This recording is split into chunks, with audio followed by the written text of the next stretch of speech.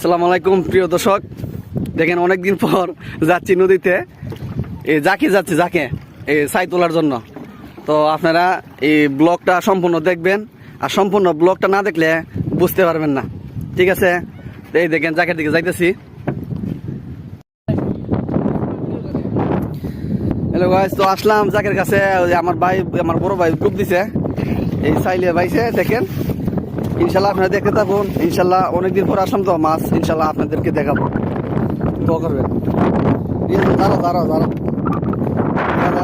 কি লাগছে।